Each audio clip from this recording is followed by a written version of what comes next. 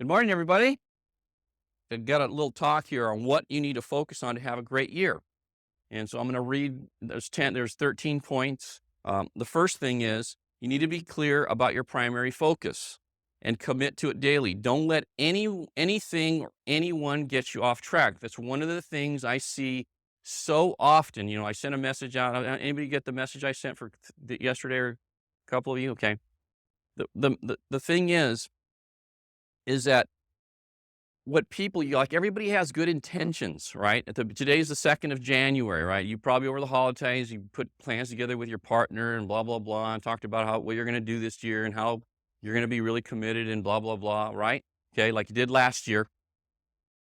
All right. And then each day starts coming, right? Well, see, if you don't have absolute clarity on what you're trying to accomplish every single day, then it's not going to happen. You're going to end up at the end of the year going, God, another year passed and I didn't quite get it done like I wanted to get it done. And it's not one thing. It's all the little things every single day that create the year, right? It wasn't like one big thing that happened, right? It was, what did you manage every day? That's the thing. It's today. What's happening today? What's happening right now, even better than today? What am I doing right now to move me forward? And so sometimes people say, well, I don't know if I could be that fanatical. But you know what? It's really not an issue of being fanatical. It's an issue of having a priority. It's an issue of being in the now and paying attention to what you're doing every second, instead of letting a whole day go by and go, well, what happened today? Or worse, a whole week go by and go, what happened this week? I didn't get anything done this week. Well, that didn't happen all at once. That happened minute by minute, hour by hour, turned into a week. It didn't happen all at once. So really what's the most important thing for you to do is, what am I doing right now? That's always a question you should be asking yourself constantly. What am I doing right now? Right? Like when you gain weight, do you gain weight all at one sitting? No, it's every meal it's each meal that you have, that each meal collectively that creates that weight gain. It's not like one meal that does it. It's every time you sit down, what am I doing, to nourish myself right now? What are the choices am I making right now? It's not like one thing. It's not like one big meal you went to. It's every little choice that creates the weight gain or whatever, okay? Well, it's the same thing with your life. It's the same thing with your business. It's everything, okay? If you slide and most likely, right, unless you're just really disciplined, you're going to slide, right? Everybody does that, okay? If you slide a little, don't panic or beat yourself up. This is another mistake I see a lot of you make, because you have a bad week or a bad month or something like that, or maybe you didn't have a good year and you go, shoot, I told everybody I was going to do this and it didn't come out like I said it was, and you start beating yourself up. What's the upside to beating yourself up?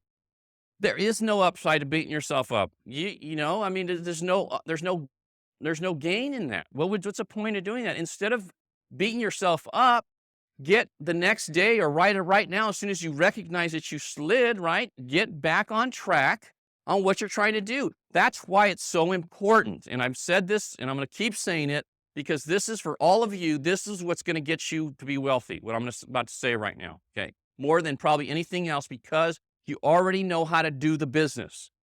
I don't have to teach you how to do a rate cards and all that stuff, okay? The thing that's going to affect your life in Primerica more than any single thing is you sitting down before you go to bed at night, every night, and having a very specific plan of what you're going to do the following day, hour by hour. Everybody you need to call, their numbers in your Palm Pilot, sitting there, right? Not until you have to look at it and then you have to look up the number. It's right there, okay? What you're going to say, what you're going to talk about, everything should be planned out. Everything. And you might go, well, that's a lot of work. Yeah, but look what you've been doing. Look what it's done for you so far. Check it out. Are you excited about where you're at? Probably not for most of you, okay? Well, I guarantee you it's because you don't use your time well. You let your life happen to you instead of you designing it. That's the number one thing. It's really a simple thing, but it's got to become part of the way you personally operate, the way you operate. Because if you don't do this, folks, If you start doing it for a couple of days and then you backslide, you got to get back on track, because I'm telling you, all of a sudden the days go by, right? Just like that. And it's not one little thing that creates a great business. It's the consistent contacts you're making at specific times, right? Right. Jay did a great job of talking about that. It's that little thing. And then all of a sudden this creates all kinds of fantastic things. They come from the most unexpected places, right? When you're constantly like prospecting, or you're really disciplined about what you're doing, all of a sudden things start happening to us that you go, wow, I'm sure I'm getting lucky lately, right? Everybody ever feel like that when you're really on it? You go, boy, I sure am getting lucky lately. It's not luck. It has nothing to do with luck. It has to do with how you're managing your time and the things you're focusing on, and you create all that stuff, right? Like, a lot of people probably think I'm lucky. Folks, I'm not lucky. I manage my time better than most people do. That's all I did. I'm not even better at the business than most of you in here, okay? I mean, in terms of like sitting down with the client, most of you can close as well as I can close now. You know how to do the business. It's not an issue of that, but you know what? There ain't anybody in here that managed their time better than I did. No one. Nobody, right? That's the one thing that I was a friggin' maniac about, okay? Every day, every hour. You've heard me say this, hour by hour. I literally did that. But I don't do it today. Honestly, I don't do it today, right? But for a 6 or 7 year slot right there, you couldn't have got me off track with a sledgehammer, folks. No way, no how. Nothing. Because I was totally focused on getting free and financially independent. And I realized, thank God I realized, that if I let anybody get me off track and going in a direction other than where I was intending on going, that it was going to take me much longer to get there. I always went by the adage, if I missed a day, you know how some days you have a day like nothing happens, right? Those scared me to death if I had a whole day with nothing happening, right? If I had a day that nothing happened, I added on 2 days to my financial independence goal, okay? Well, the problem with most of you have too many of those days in a week, in a year, in a month, and all of a sudden, a lot of you had 50, 100 days where nothing happened last year. Well, you know what? If you had 100 days, now you got 300 more days till you get to where you want to go. That's how I thought. Am I making any sense to you all? Okay, that's how I thought. If I screw up today, if I don't make something happen today, that's 2 more added days plus that day. 100 of those days, now instead of being financially independent, in 5 years, now it's going to be 6 years. And then another year goes by, now it's going to add another year. Before I know it, man, now I stretched the thing that I could have got done in 5 or 6 or 7 years into 15 years.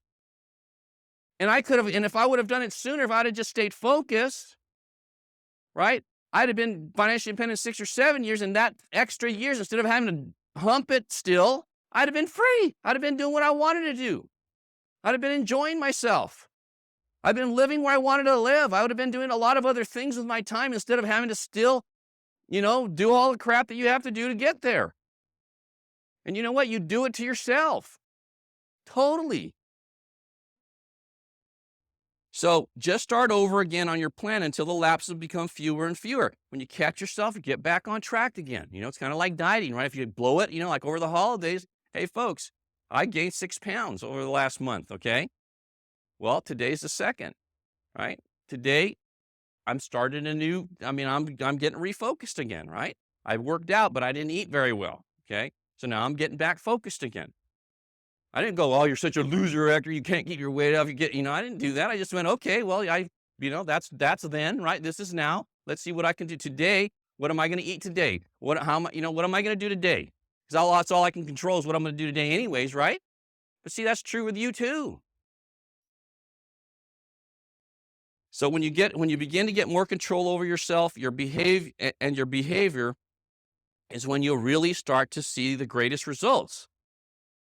See, your biggest challenge will always be to control you, but when you master you, there's no limit to what you can accomplish. And I think internally, you really know this, what I'm saying right now. You know it. And you know that you don't do it consistently yet, okay? And that doesn't mean you can't do it. It means you haven't decided to do it, all right? That's a very, very important distinction. It doesn't mean you can't do it. It means you haven't chosen to do it. That's all it means. And you know what? Today, you can start choosing to do it. It's all and you go, it can't be that simple. But it is that simple. It is. It really, really is. So, but it starts with, are you planning your day before? And I bet you've heard me say this. How many of you heard me say this already? Okay. But have you really started doing it yet? I doubt it. Most of you haven't done it yet. Okay. Some of you have, but most of you haven't. You've heard it, but you haven't actually implemented it into how you operate yet. You need to do that. Okay. What I just said there is probably one of the most significant things that'll affect your life more than any single thing, is doing that. Because folks, you already know when you go see a client, right? When you go see somebody and they're qualified, you're closing 8 or 9 or 10 out of 10 right now, right? Right. And when you sit down with a qualified somebody that you could recruit, right? You're recruiting a decent percentage of those people. You're already doing that. It's not an issue of you that you could become great at this. It's an issue with you can become great at controlling yourself. That's the whole thing for most of you, for all of you in here, really.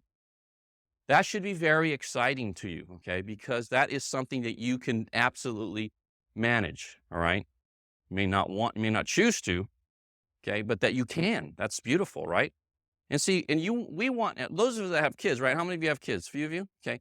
We want our kids to be like I'm talking about right now, right? To be really big. Well, you know what? It starts with you, guys. It starts with you. How are they going to learn how to do that unless they see you doing that and you can articulate how to do it? How are they supposed to learn that? From their friends? From their friends' parents? Come on. That's a scary thought, right? Even from their teachers? Whoa. Forget about it, right? So, number 2, make sure you're totally clear that your number 1 priority is to recruit and field train. Everything you do, every activity that you do should be related to that. Everything. Until you have enough money invested and saved that puts off the cash flow that can support your standard of living that you like, okay? That should be your number 1 priority, okay? The saddest thing I see people in Primerica is when they start making $20,000 or $30,000 a month, right? They start managing, and as soon as they start managing, it's the beginning of the end for them. I see it over and over and over again. And you talk to them, and I've sat them down and I explain it to them and I tell them, don't do it. This is what's going to happen. And they go, okay. And they still do it anyways. It's like undamn believable to me. I watch it over and over and over again. They could go from making 20 or 30 to 100 so fast your head would spin, but they get into the management mode. They stop personally recruiting, they stop field training people, and then their income flattens out. And then it's 3 or 4, 5, 6 years. It doesn't change very much, right? And all of a sudden they come, Hector, help me. What should I do now? Well, the same thing I told you 4 or 5 years ago. Okay, that's what you should do now. Because it's not going to change for you. It's the same thing. Why not just do it? If you have the momentum going, right, Brian? Why not just keep it going? Huh? Why? I mean, right now, you've got it going. You got the mo going right now. Now, why would you do a dumb thing and start managing your business and stop doing what you're doing that got you to where you're starting to make 20, 25 grand, 30,000 a month? Why would you do that? Well, huh? It's like nuts. Okay. 3, remember that your job is to help people accomplish their goals, which is ironically how you accomplish your goals. So what do I mean by this? What I mean by this is, see, everybody that you recruit has goals, okay? They have dreams, they have aspirations. For a lot of people, they're afraid to even talk about them, okay? Because they think they've already given up. They don't think there's any chance for them to really accomplish those great things. They don't, right? They think it's what they've got going is about they're gonna have going. That's where most people are in this country. All right. So now all of a sudden you're offering this like incredible potential lifestyle, right? And dream selling thing. And you know what, folks? Number 1, they don't believe it, especially in the beginning. Most of you still don't believe it. You want it to happen. You hope it could happen. You wish it could happen, but you still don't believe it. You know how I know most of you don't believe it? Because you don't work as hard as you don't work like somebody that believes it. Somebody that believes it, they don't leave anything on the table. They work like crazy. They'll just do whatever it takes because they believe the work that they're going to put in is going to pay off. If you don't believe that the work that you're going to put in is going to pay off, you always are holding back something in reserve. You always have the what do they call that thing when they're on golf carts? They have it so that it doesn't let the cart go any faster? What is it? A governor, right? Most of you have governors right now. Think about it. Watch. I know. Look at your Palm Pilot. Look at your day planner. I'll tell you. That'll tell you for sure you got a governor going on, big time. Okay. You have it because inside subconsciously, most people think, I want it to happen, but what if I really give it everything I have and then I still fail? I don't do well. Then there's going to be something wrong with me, and I just can't face that fact. It's kind of like why you don't really study hard for tests. You kind of study a little bit, but not like a maniac, because what if I really study and I still get a C? Then that says I'm stupid, right? I can't do that. So better I don't study hard and I get a C and I can tell everybody, I didn't really study for it. Everybody laughs, huh? That's how most of you are living your Primerica lives right now. Sad. Really sad. But we don't want our kids to do that, right? We want our kids to totally study and focus and do all that, right? A little conflict there. See, that's it. You've got to do that. You've got to be that kind of a person, right? If you're going to make this thing happen. So what do? You find out what people want. What do they want? Okay. Where do they want to live? What do they want to drive? What kind of vacations they want to take? What kind of charities charities, right? Do they want to help? Right? What kind of hobbies do they want to partake in? Whatever, okay? Find out, especially your key people. What do they want? Okay? Because this right here, folks, is the ammunition that you can keep using when people get a little disfocused, when they're off track, when you know what they're really trying to do, because they're going to have challenges, right? They're going to struggle. People are going to struggle. They're going to have, invite 10 people to op meeting, no one's going to show up. They're going to have a chargeback. They're going to have their best guy quit. They're going to have all that's going to happen, right? It's going to happen for sure. I just did a talk for a few weeks ago at a meeting, and I was going over in 1988 when I averaged 153 sales a month in my base shop for the 1988. That's what I averaged, and I averaged 32 recruits a month. Okay, which is not a lot of recruits, but I'll tell you, the reason we did so many sales is because I was a training fanatic, okay? I trained people really, really well, all right? So we averaged like 4.75 sales per recruit. Right now, most of you do about 1.5 to 2.5, right? Which is not good. And I'll tell you, the reason is you don't do a good enough job teaching people how to do the business, because it's a lot of work. It's boring. It's repetitious to teach people stuff. So you just hope they figure it out by watching or something. It doesn't work like that. But what you do is you use this information to help them stay focused on what it is they want. Okay, so you've got to find out what they want. And then everything that you're doing has got to be directed towards helping them accomplish that thing, whatever that thing is. Okay, whatever that is, you always think, how can I help them get that? How can I help them accomplish that? This has got to be the attitude you have. When I went into a person's home, okay, let's say I was going into just do an F&A and make them a client. My number one focus when I went into that home was always, what can I do to help them accomplish what they want to accomplish with their financial life? I never went in there, I got to make this sale. I expected I was going to make the sale, but I focused on what I could do to help them accomplish what they wanted. And everything I directed the questions and how I was with them would elicit the feeling to them that I was there to help them accomplish that. I sincerely was trying to do that, because I knew that if I did that getting the sale would be just a matter of going through the motions. I wasn't ever worried about making a sale. And when I was trying to recruit somebody, it's the same thing. When you're sitting down trying to recruit somebody, you're not trying to see if I'm going to recruit this guy so I could get my next promotion, or I could win a contest, or I could go to Miami. That's not why you sit down and recruit that person. These are human beings that have hopes and aspirations and dreams, right? They're not just another way for you to get over to what you need to get done. These are people. So you find out what they want, and then you say, look at Jay, I'm going to show you how I'm going to help you accomplish those things. The house, the car, the da-da-da-da-da. I'm going to show you, I'm going to help you do that through Primerica. It's going to be the vehicle to allow you to get there, okay? And I'm going to commit to you that we're going to make that happen. If you listen to me, if you follow me, if you just follow my lead more than anything, because I'm going to show you through my personal example. I'm not going to get you to do something that I'm not personally doing myself. I'm going to do it. I'm going to walk you through this whole thing, right? But we're going to get you there. This stuff is going to happen, buddy. This is not just a pie in the sky dream. These things will happen if you commit completely, if you stay totally focused with me, if you don't let up, okay? Because I'm the kind of guy that when I say I'm going to do something, I'm one of those few people you'll ever meet in your life, Jay, that actually does what he says he's going to do. And you can count on me. You can hook up your wagon to me, and we're going to get there together, buddy, okay? That doesn't mean it's going to be easy. It's going to be a piece of cake, but we're going to make that happen. And see, that's the way you recruit somebody. You talk to them like that. And if I'm talking to you like that, Jay, what are you going to say? Well, okay, let me think about it. Sounds interesting.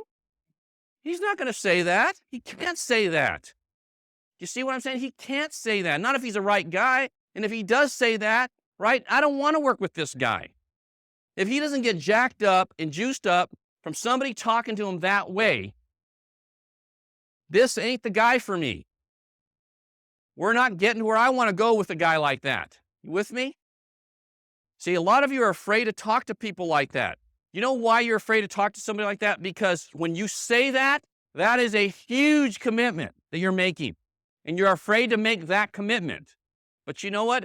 The fear of making that commitment, the lack of making that commitment is a reason that you haven't grown like you want to grow, though, folks. When you put it all on the line, you put it out like that, now I've got to deliver, now I got to be that committed, now I got to do all the things I said I'm going to do, right? And then, right, which requires a tremendous amount of sacrifice and commitment, which a lot of people are unwilling to do. But folks, as soon as I do that, now I'm free. Now I'm free. Now I got to just do it. And the guys or the gals that I recruit that see me doing that and they see me acting on that, all of a sudden you want to build loyalty, you want to build a following, you want to build commitment to you, you follow through on those things. You actually do them. That's how you do it. It's not complicated, right? You're looking for somebody to follow like that right now. Most of you, right? A lot of you aren't in my hierarchy. Why are you here this morning? Why aren't you, how many are not in my hierarchy? Well, why aren't you with your upline right now this morning on the second? Huh? I don't mean anything derogatory, but I'm just telling you, you know what? They're looking for that. And you know what? Your people are looking for that from you. Okay. 4, make sure you have a contest every month to identify your winners. Folks, contests are not for, they're not for everybody. The minute you announce a contest, 50% of the people go, well, there's no way I'm going to win. The minute you announce it, no chance for me. That's not who the contest is designed for. Any contest you is not designed for that individual. The contest is designed for, okay, what do I got to do? There's no way I'm not getting this thing. How can I be number one? That's who the contest is for. Now, why do you have a contest? You have contests to identify those people. That's the point of a contest. I always had a contest just so I could figure out who am I going to pay attention to. It's not the 80%, folks. It's the 20%. It's always the 20% and always will be the 20%. And you bleeding heart liberals out there, okay, but if we just spent more time with those people, they would do better. No, they won't. No, never. Okay? Not happening in a million years. You can't make somebody do something that they're not willing to do. You can't. So what you've got to get really, this is a big deal what I'm saying right now. You've got to get really good at picking out the 20%. And some of you don't have very many people, so you smother everybody because you only have so few people. You're like, you want to get the most out of everybody, and you probably have 1 or 2 people that you probably should be spending time with, and you should be spending all the rest of your time out prospecting, looking for people that are like the 20%, not pouring your life into those people that aren't going to do anything. That's how you do it. I never did that, right? If I didn't see reciprocation on the other person's part, I didn't spend time with those people. There's no way. This is what you do, okay? The people, the 20%, You spend one-on-one time with those people. You spend individual time with them. If they want to go to lunch or meet you for breakfast or meet you at midnight or meet you at 5 in the morning or whatever, you spend time with those people. You make time, you sacrifice, you invest in those people. The other 80%, you spend time with them at the meetings. At your op meeting, your Saturday training. If they want to talk to you, they go, hey, Jay, I'd like to sit. Could we get together? I have a couple questions I want to ask you. What are they? I tell you what I'm going to do is at the meeting on Saturday morning, I'm going to cover all those questions. You be there with your people, and I'm going to cover those for you. You with me? Huh? That's for that 80%. They don't do a damn thing. They just want to soak up all your time all the time, okay? You say, hey, listen, those are great questions. Bring them to Saturday. I'll cover those for the whole group because I think a lot of people have those same issues. Now, if it's a different guy, right? If I get a call from Alonzo, right? And he says, hey, Hector, I've got some things I want to go over. I've got a plan together. Would you sit down with you? Would you help me? What am I going to do? What time? When do you want to do it? Yeah, I've got this time. Let's do it. I'm doing it. Why? Because he's a 20%er. And I'll make time for that guy. But if they're not a doer, right? Then no, I'm not. I'm going to say, hey, be at the meeting. I'll talk to you then. That's all you do. You don't have to be mean to them. You don't have to be rude to them. But make sure that the one-on-one times with the 20% and all the rest is you do it in a group. Okay? Very simple. Okay, the contest. This is a contest. I would. There's tons of things. You be creative when it comes to contests. Okay.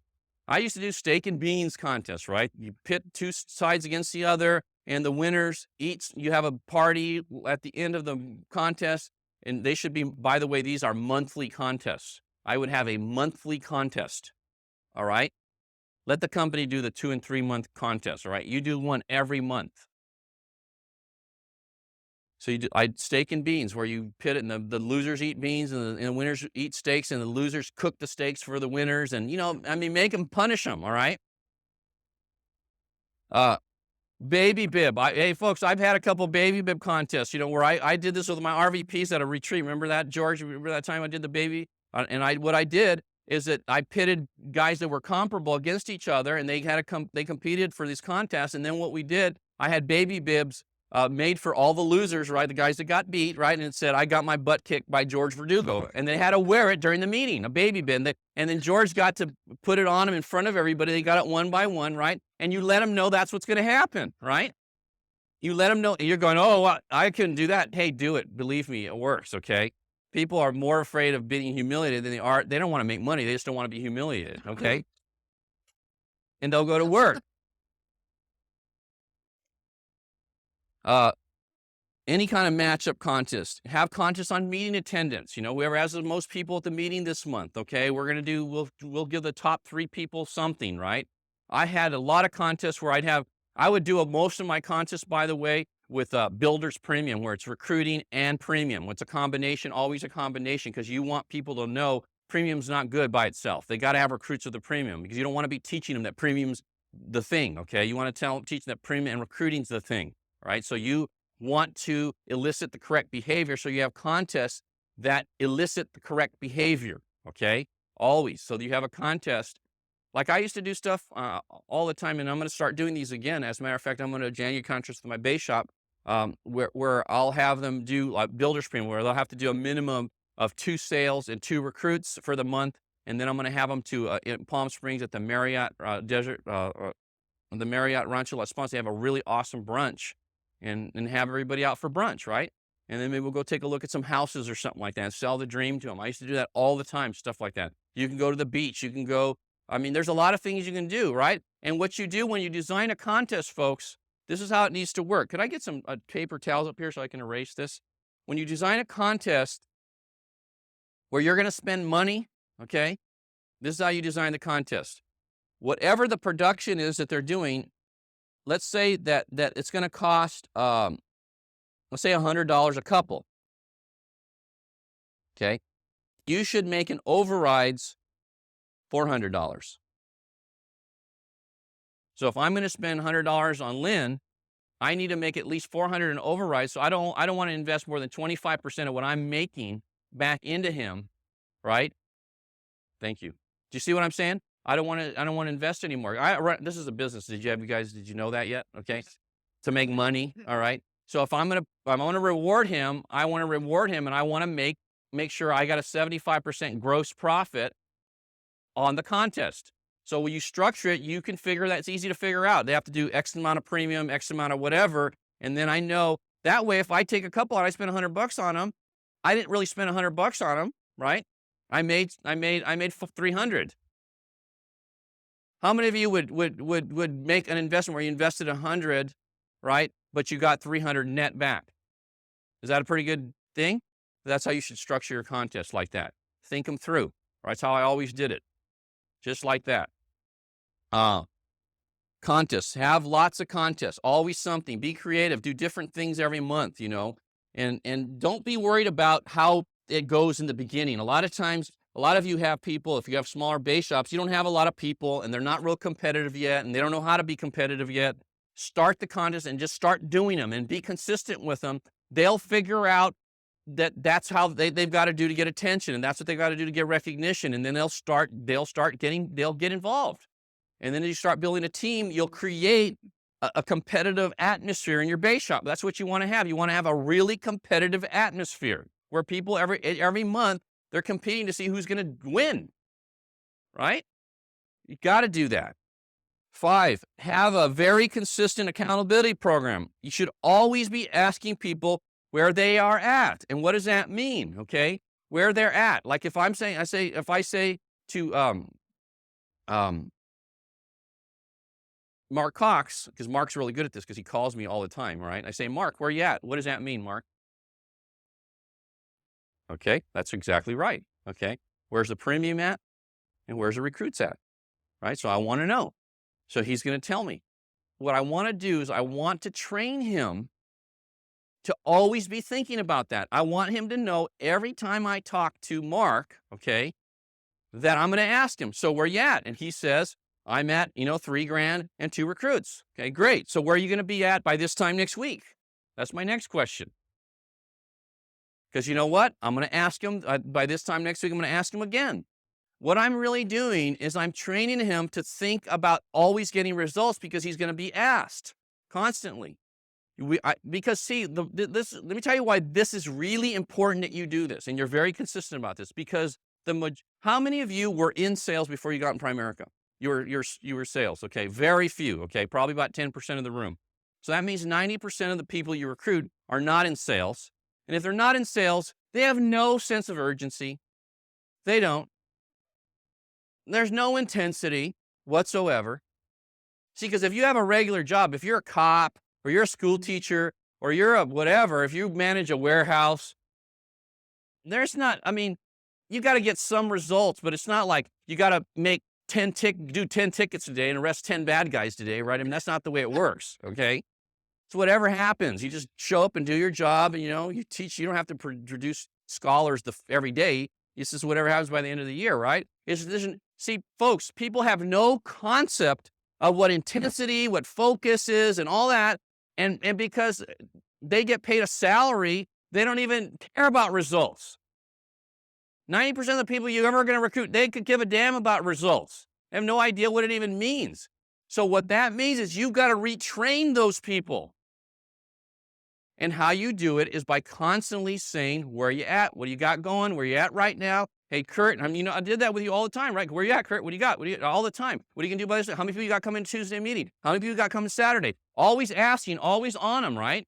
First thing out of your mouth, where you at? That should be the very first thing. If people don't like it, those aren't part of the 20%. They aren't going to be RVPs here long run. All you're doing is figuring out which ones to not pay attention to. I feel, I don't like that Hector's always asking me where I'm at, and he's always wonderful, fine, great, no problem. That person's no longer on the list anymore. Okay. Am I going to be mean to him? Absolutely not. When I see him at the meeting, I'm going to say, hey, John, hey, Mary, how you doing? Good to see you. Gosh, how the kids? Great. How's your mom and dad? Wonderful. Okay, talk to you later. Hey, so what's happening, Daniel? Where you at right now? What do you got going? That's what it's going to be like. Just like that. Never going to be mad, never going to be rude, never care, right? Because there's nothing I could do to get you motivated. You either are or you aren't, okay? If you are, buddy, we're going to do some fun things together. If you aren't, hey, how are you? I'm going to treat them like a human being, treat them nice, make them feel special, make them feel invited, make them feel like they want to keep coming back because, hey, you know what? Hey, through a sheer accident, they might find somebody that is like the right 20%, right? I don't want to alienate those people, right? They still might bring somebody around that's worth a darn, right? Even if they aren't. You think that's funny, but it's not funny. I never alienate people. You should never alienate anybody. You should never be rude. The only reason you'd be rude to somebody is because you have an expectation of what you want them to do. They don't live up to the expectation, and you get pissed at them. That's stupid. Okay? That would be the only reason you would do that. But see, if you're doing all the right things yourself, it doesn't matter. It doesn't matter what anybody does. Only when you're not doing the right things that matters to you a lot. 6, remember that recognition is everything to your people, even the ones that say it isn't. You ever had people say, well, recognition's not that important to me. You ever had anybody say that to you? You haven't recruited anybody if you haven't had anybody say that to you. I have people say that to me, like, well, Hector, that recognition thing, like you go to fast start schools or whatever, and they're actually like a little embarrassed by it. They act like it's like goofy, it's not cool, and it's not, it's not chic, They're liars. Okay. Everybody on the planet is recognition oriented. Every single human being that walks the face of the earth is recognition oriented.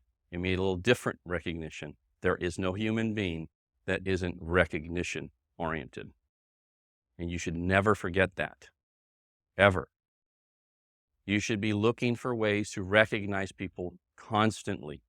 Okay? Constantly. So, what do you do? Okay. This is what you do. Did I talk about accountability already? Okay. I'm going to go back to that in a second. This is what you do.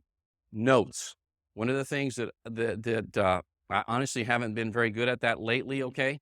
But one of the things that I was great at, and those of you that were around, they know that, like, remember, Dennis, right? I used to send you notes all the time and stuff like that. Remember George?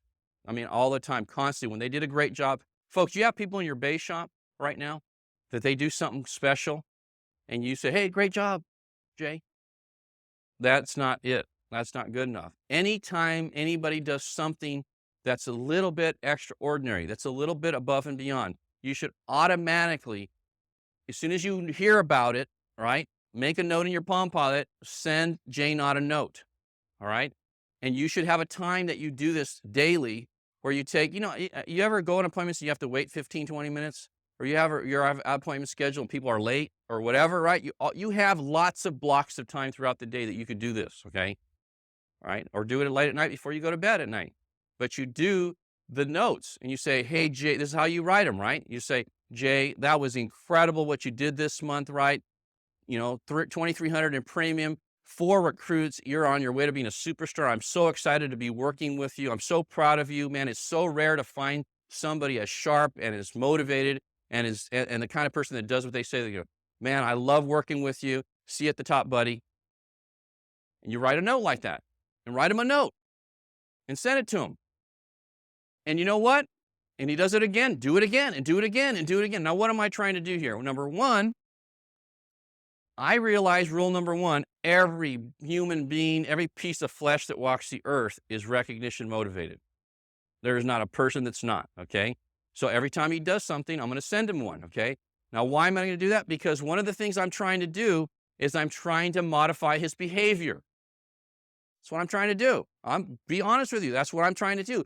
Because that's the behavior that's going to allow him to accomplish all those things he told me that he wants to accomplish. And my number one priority is to help him accomplish those things. So I'm going to be encouraging the behavior that's going to lead to him financial independence, buying the house, travel, vacation, blah, blah, blah, right?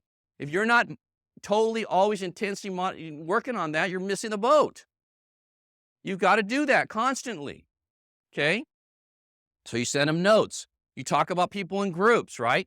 You can do it on voice tell. right? Like I mentioned a few names this morning, right? That's a form of recognition. Notice a lot of you, I didn't mention your name because maybe you're not doing a lot right now, okay?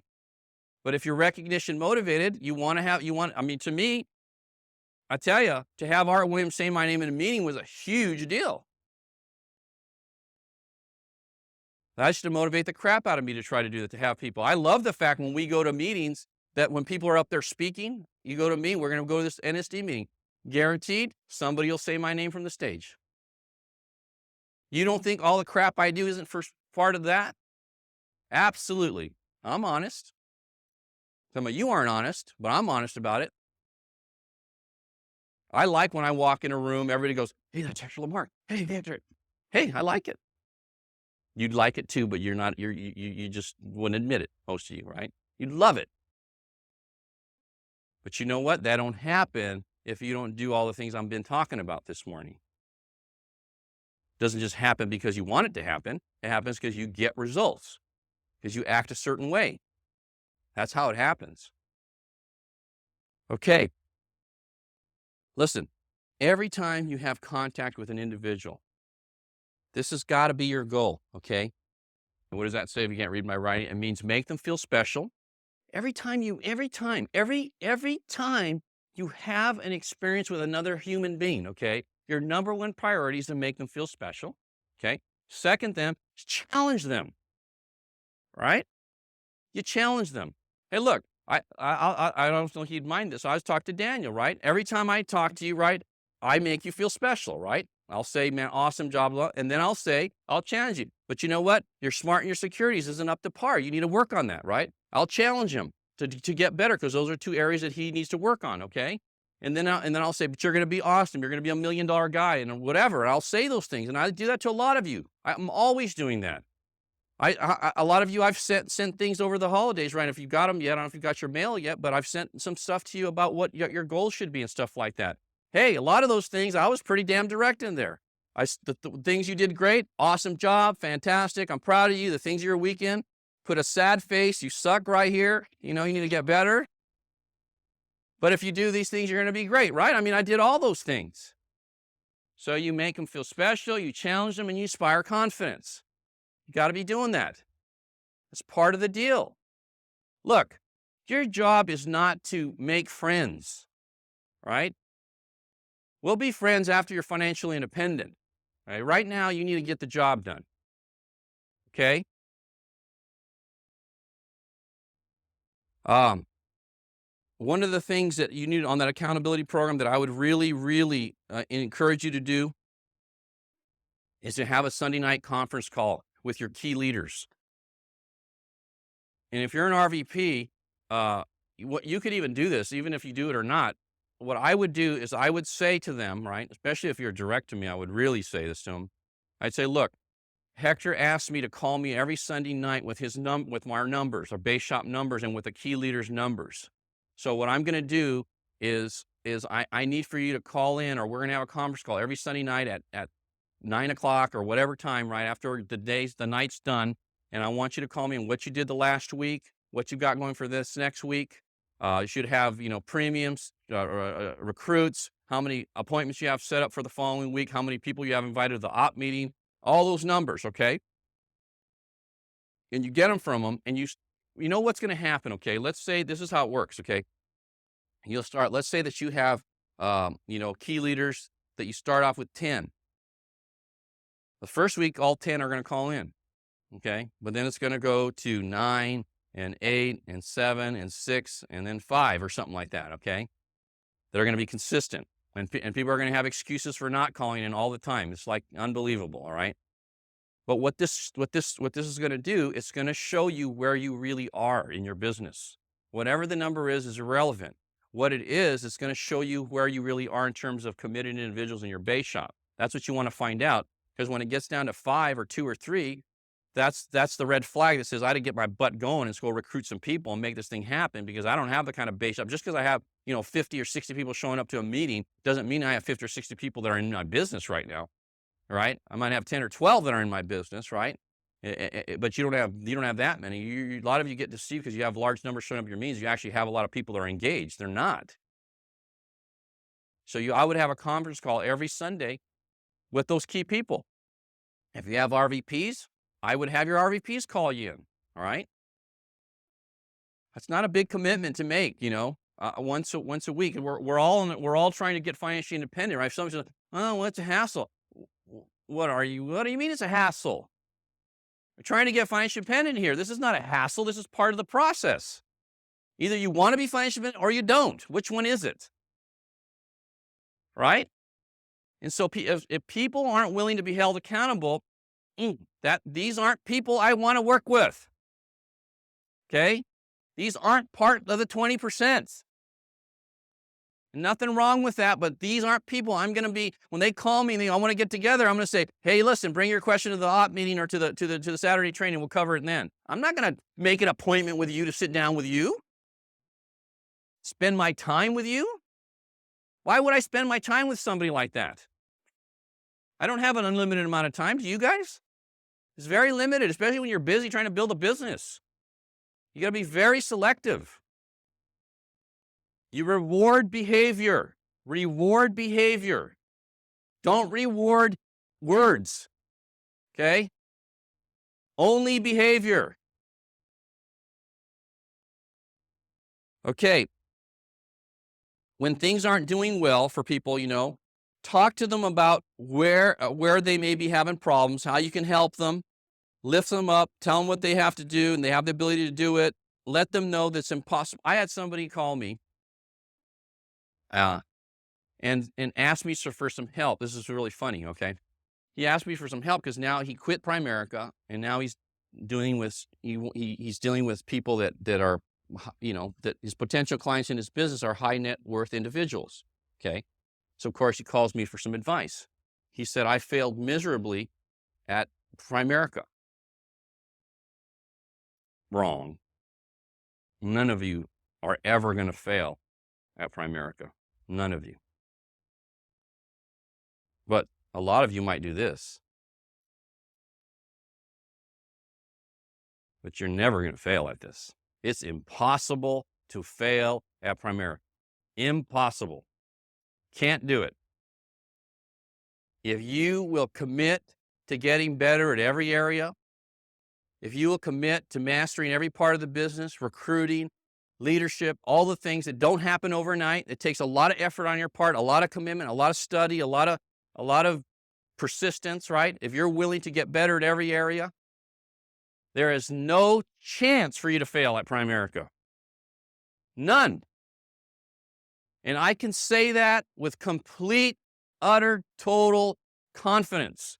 Not a chance ever for somebody to fail at Primerica. Now, you could quit because you're not willing to put the effort in. You're not willing to stay focused long enough. You're damn lazy. I don't know, whatever the issue is. But fail, no.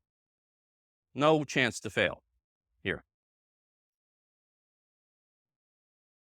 So you tell people that.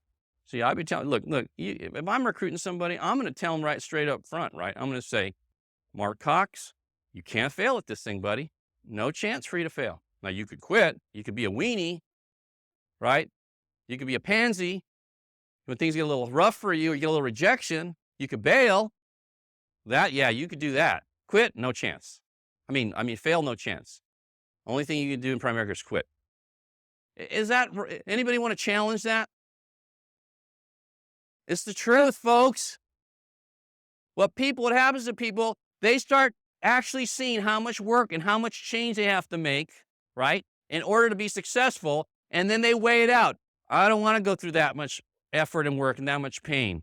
I'm going to go back and get me a job where nobody cares if I'm any good or not, and if I improve or not. And they ignore me, and they don't pay attention to me and watch my production and hold me accountable. I want to be in a place where I can kind of just like disappear.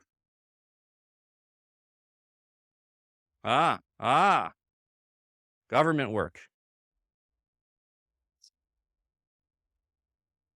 That's what I need. Right? Because see, the problem with Primerica is you're under a friggin' microscope all the time.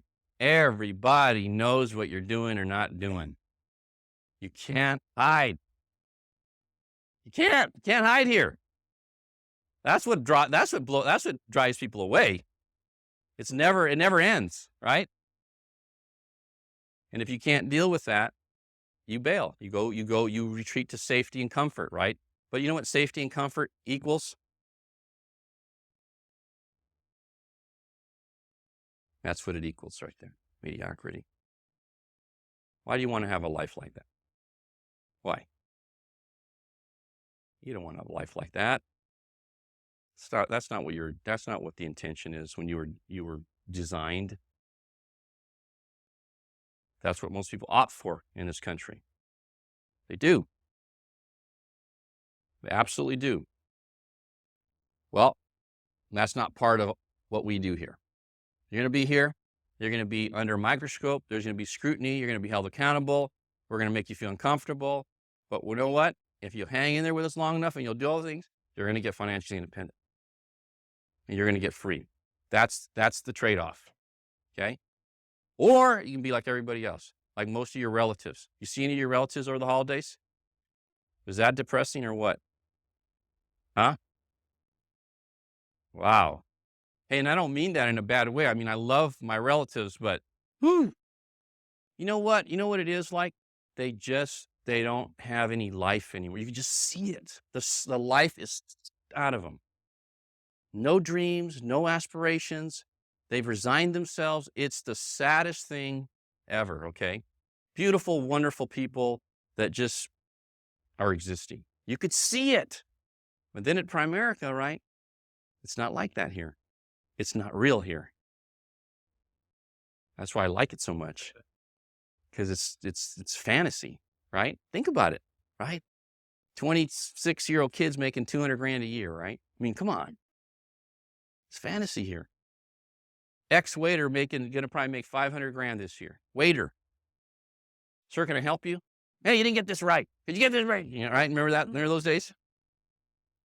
Send us back. This wine tastes terrible. Right? Or the chance to make $500,000 a year. Think about it. Think about it. It's incredible, man. It's incredible. Really exciting. Okay. 7. Make sure that all your key people have great presentations. They can close, sit down with them, and personally check them. This is the key right here. This is why you do this. Because duplication is the key to freedom. And if you don't check your key people, not everybody, you don't need to sit down with everybody in your base shop. Don't panic, okay? Just the 20%. Because the 20%, okay, these are the people that are going to help you field train all those people that you're going to recruit this year. Right? Right? So I know a lot of you don't really aggressively recruit people. I know this is a fact, okay? Because you go, I can't train all these people. If I start recruiting all these people, I don't trust anybody in my base shop to help me train them, so I'll just recruit 1 or 2 or something like that. And you never aggressively recruit. I know a lot of you fall into this thing. See, what you've got to do is you've got to create field trainers. You've got to sit down with the key people, the 2 or 3 or 5 or whatever number it is in your base shop, and make sure they're super competent. Because then you can go on a recruiting rampage, and then you can have them help you train these people. And you can cherry pick the very, very best people. That's what I always did. I had Steve Vasquez and Steve Cross and George Verdugo and Dennis Slang, and I had a bunch of people help me train people. I didn't train everybody.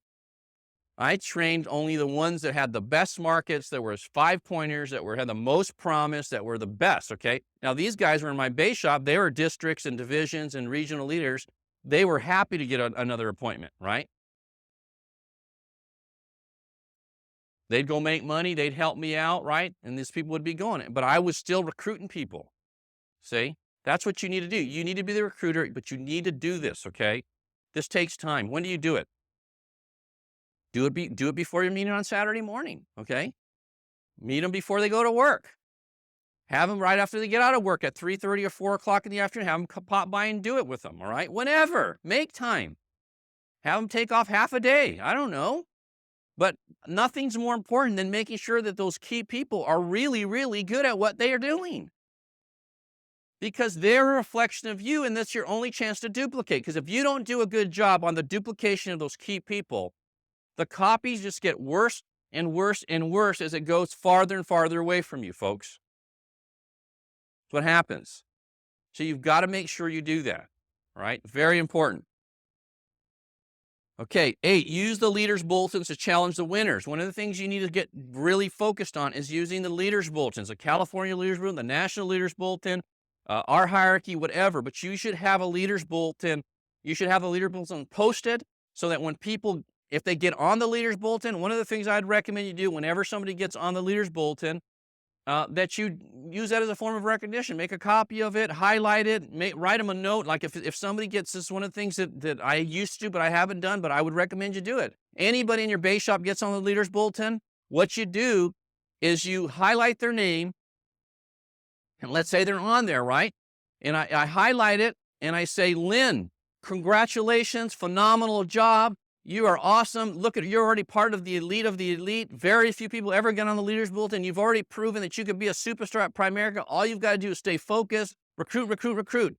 Tear it up, man, or something like that, and send it to them. Or make it a thing on your Saturday training. I don't know, but recognize them for getting on this leaders bulletin. Have people pegged. Teach people to knock people off, right? Knock them up, chalk them up. Right? I mean, knock them off, chalk them up. That's what you do.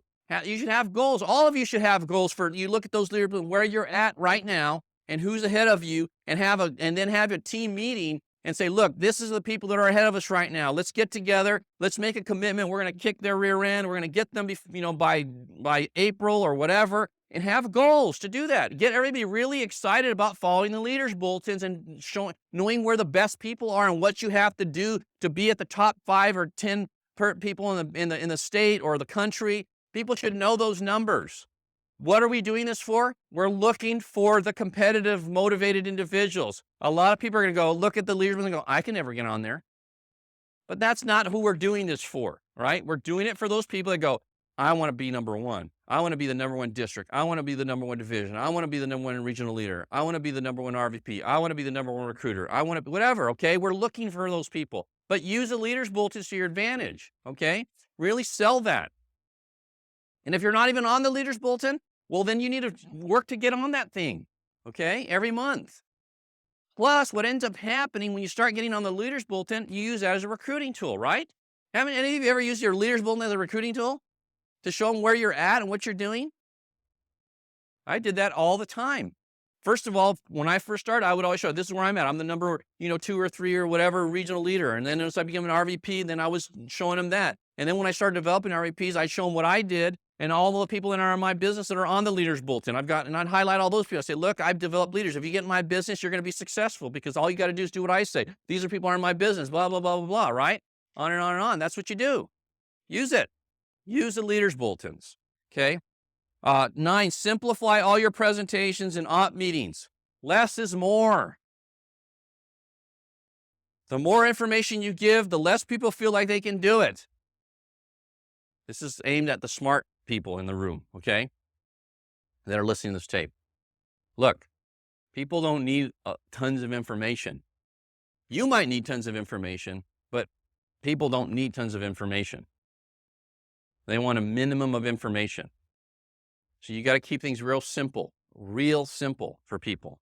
The primary reason you keep it simple is because the more information you get people, the more fear that creates. That's one of the problems, okay?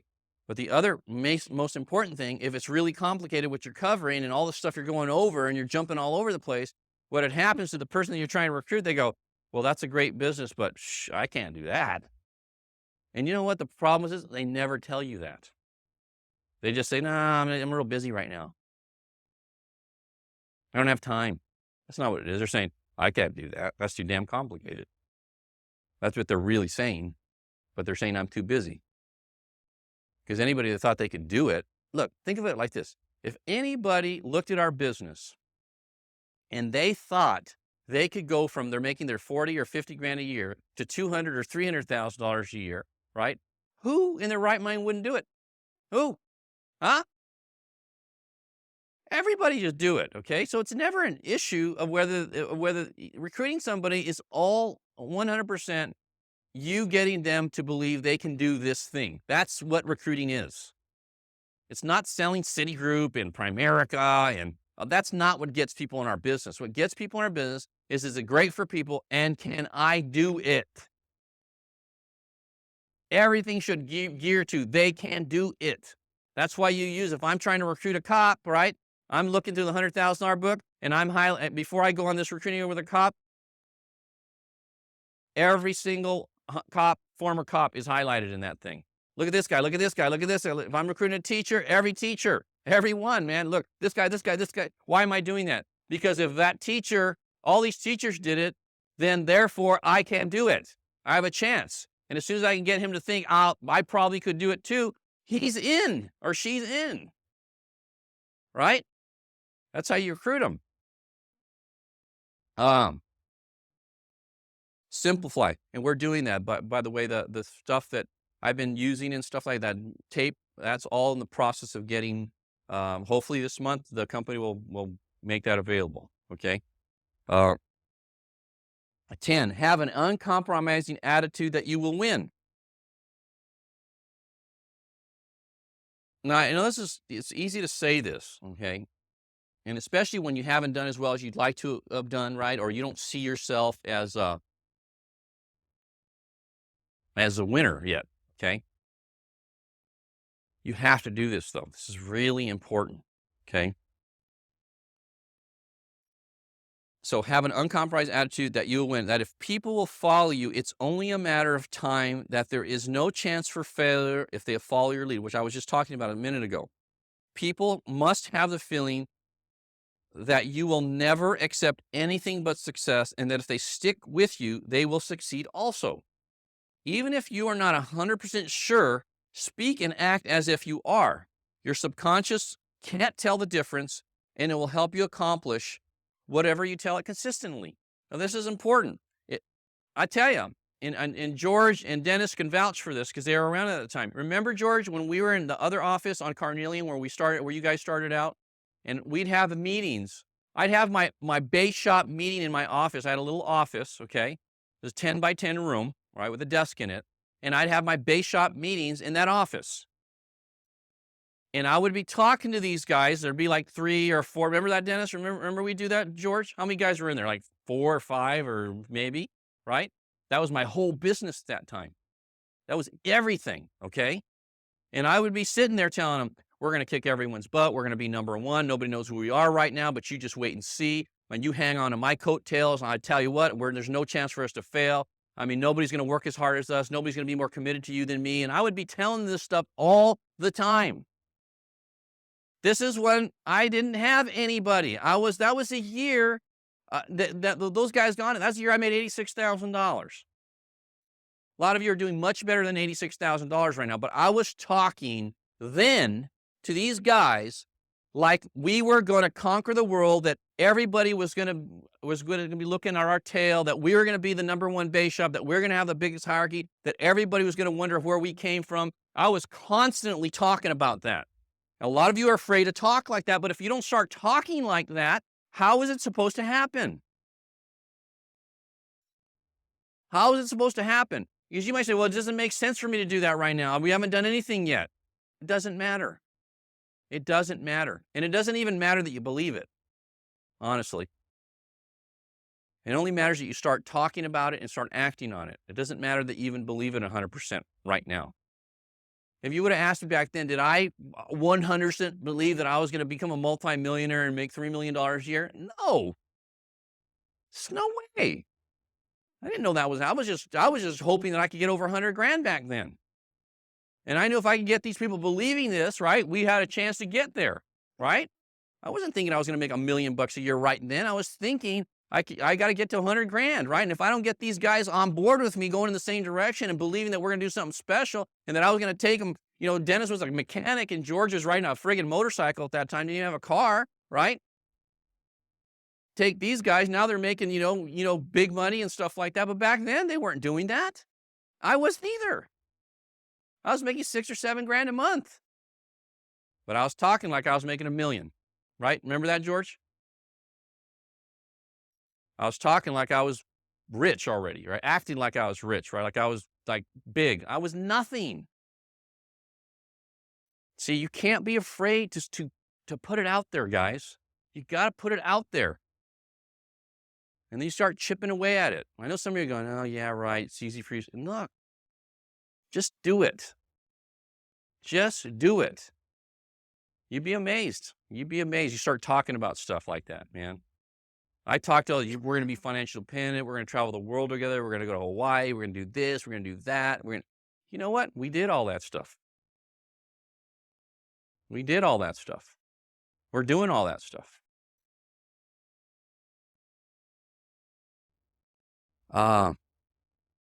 11, develop the habit that when things are flat, you increase your activity radically. This is a huge habit that you got to develop, okay? Like right now, for most of you, it's flat because you're coming off a holiday. If you've been working over the holidays, most of you haven't. But you know what? It's probably flat right now for a lot of you. You know what you got to do? You got to increase your activity radically right now. You got to get busy. I know you don't want to do it. Nobody wants to do that, okay? But that's what you have to do. You got to commit to always being the catalyst in your business. Never count on anyone else to get things moving. That's huge, right? What I just said right there. Never count on anyone else to get things moving. I never counted on anybody else to get my business moving. When it was flat or I started going in the wrong direction, right? Man, I increased my activity. I made more calls. I called everybody. You have anybody for me to call? You have any referrals? I got nuts about creating activity to get in front of more people, to find me a rabbit, to get some momentum going, right? That's what you've got to do right now. You got to increase your activity level.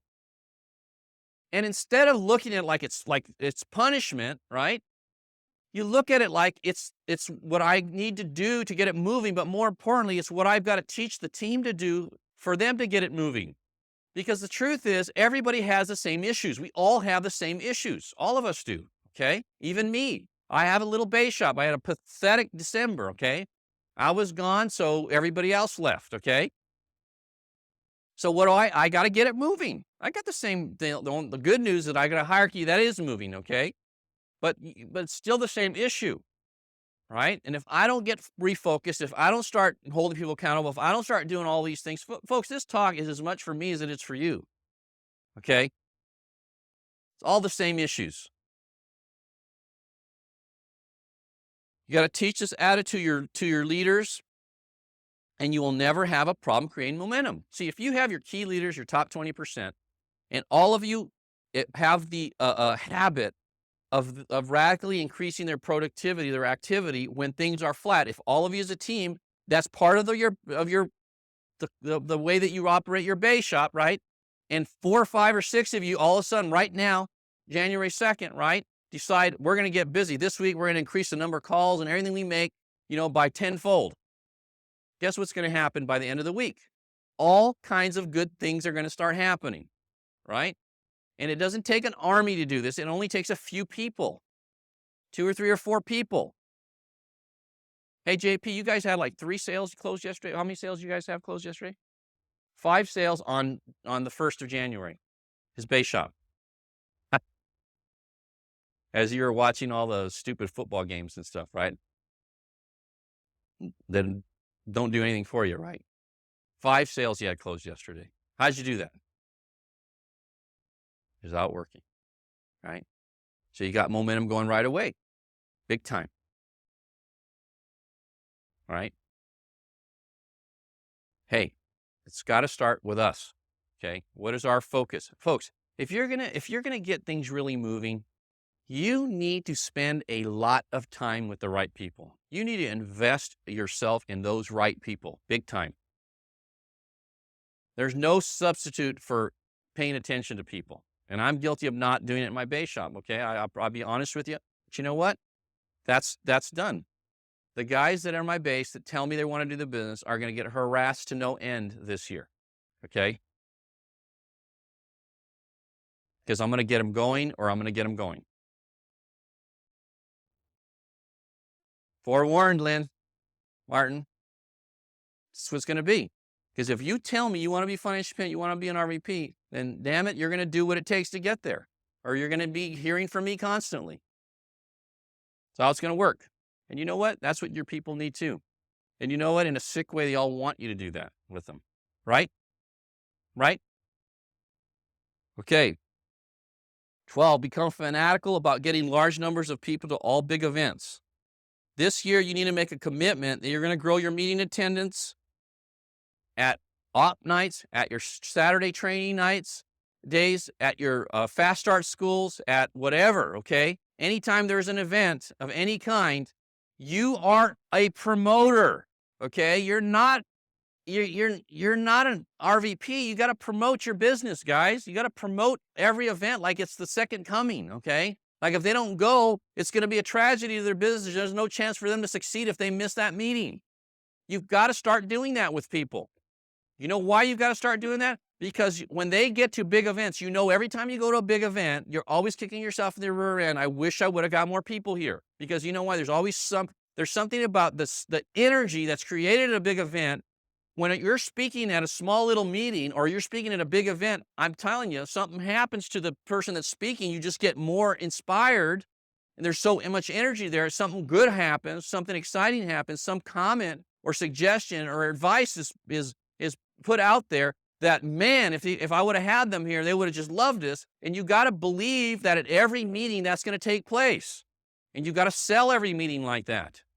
And you can say, well, we're always selling some event or another. Yep, that's our business. That's how it works. It's always going to be that way. Okay? And then last but not least, have purpose and enjoy the process. Okay? Well, what does that mean? You need to have some purpose. Why are you doing Primerica, really? Other than, not I'm talking about your goals. Okay, because I know you have a goal to get financially independent, you have a goal to make X amount of dollars, you have a goal to, make that field cabinet or whatever, okay? Those are all goals. That's not purpose. How are you going to keep yourself going when you're already financially independent? Huh? How are you going to get yourself to keep growing and doing more and being more after you've already accomplished and arrived at a really comfortable situation? See, that's the key for most of you. How are you going to lead an inspired life where the way that you operate benefits other people somehow, some way? See, honestly, getting financial independent is not very difficult to do. It's really, really simple. You keep your expenses really low, you work really hard, you grow your income, keep your expenses down as you're growing your income, and you get there. That's not complicated, all right? And it's not hard to do at Primerica. Problem is most people don't do it because as they grow their income, they grow their expenses right along with them. So of course, they don't ever really save any more money. They go from having a $1,500 or $2,000 house payment to having a $4,000 or $5,000 house payment, and their incomes don't grow comparably to accommodate that. And so of course they're never saving as much money. And then they forget, they got taxes and they've got to decorate the house, and they got to put landscaping in and all the other stuff that you don't think about when you're doing this, and then you got to have help and blah, blah, blah, blah, blah. Whereas if you just would have stayed where you're at and you would have just invested your money, you could have saved $1 million or $2 million in cash. Then you could have went and did that and it wouldn't matter. But no, we can't do that. What would people think of us? Huh? What would they think of us? We're making all this money and we don't have a really nice house and car. What would they think of us? Do you see how what people think of you gets you in trouble all the time? Yeah. See? Even when people don't get in the business because they're worried about what we're going to think about them. And then when they get in the business and they do well, they get screwed up because they're still worried what people are going to think about them. It screws them up again. Silence. If your goal is to be financially independent, you're going to have to do what others aren't willing to do. It's as simple as that. Okay? Commit like others aren't willing to commit. In short, you're going to have to behave much differently than your friends and family. The good news is you will live a life much differently than them. I'll live a life that's much more interesting and impactful in the long run. I at times felt like a lone ranger, so different than everyone else I knew, but today I'm grateful. Every day I made the choice, and so are my family, even my extended family. As I look back on my career, my focus and work ethic were the keys, and they're going to be the same for you, okay? My family didn't understand what I was doing and maybe thought I was out of whack. Anybody know what I'm talking about there? Family thought I was a Looney Tune, okay, as I was building my business. But I never let that influence me, okay? Because they didn't know what I was trying to do here. No one knows what you're trying to do but you. Don't you let anybody influence you, okay? They're not living. Listen, what I used to tell people all the time, and I told my folks this, um, when I first got started, or when I was, getting going and I was going to quit my job and all that, my parents were really worried about me, They were thinking I was nuts because I was the only one that gone to college, and I had at that time I was making over 50 grand a year, which is in like 1983 and 84, which was a pretty significant salary for somebody like me at that time, And I was going to quit my job, and they started harassing me about that a little bit, right? And I just said, wait a second, okay? And this is what I told my dad this. I said, look, have I ever come to you to ask you for money to make my house payment? He said, no. Have I ever asked you for anything to take care of me financially? He says, no. I said, well, until I start asking for your financial help, you have absolutely zero to say about what I do in my business life. Oh, is that true or not? If somebody's not paying your bills, what right do they have to tell you what you should be doing? Huh? When I start asking for your help financially and you're bailing me out, okay, now we have a different conversation. But until then, just encourage me. That's all you need to do. Just encourage me. And folks, the truth is everybody has an opinion about how you're supposed to operate your life. Huh? Well, you know what? It doesn't matter what everybody thinks because no one's living in your shoes, right? No one's sleeping in your home. No one's walking your walk. So whatever they think, they don't know the whole story. No one ever knows the whole story about anybody. You know that? We always have these prejudgments and conceptions about people and all that, right? And what they should and should be doing. But you know what? You don't really know the whole story about anybody. How dare you ever make those judgments about another person? Ever. Number one, it's none of your damn business. Number two, take care of you. You're worrying about taking care of everybody else. I had somebody tell me one time when they got into Primerica, they go, well, Hector, you don't do this and you don't do that and you don't do this for me anymore and blah, blah, blah. And I said, look, wait a second here, buddy.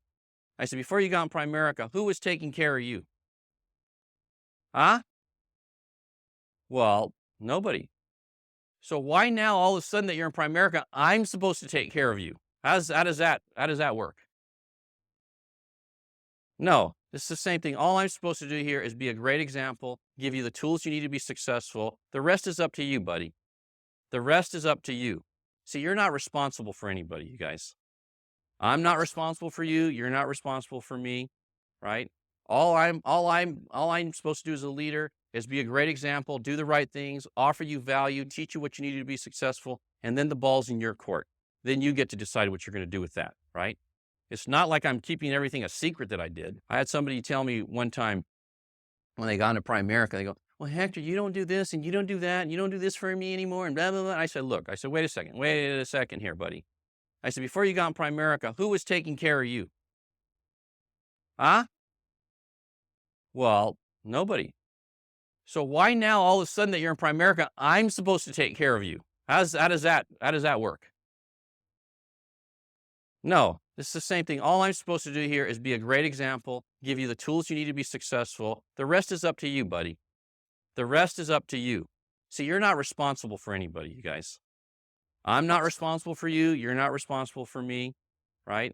All I'm supposed to do as a leader is be a great example, do the right things, offer you value, teach you what you need to be successful, and then the ball's in your court. Then you get to decide what you're going to do with that, right? It's not like I'm keeping everything a secret that I did, right? And the reason I'm telling you this is because you're going to have people that are going to tell you what you should and shouldn't be doing. And you know what? You just take care of you. You do the right things. You be a good example. If you want people to be successful, people are complaining. You say, hey, just watch me. See what I'm doing. See how I'm acting. See what I talk about. See how I walk.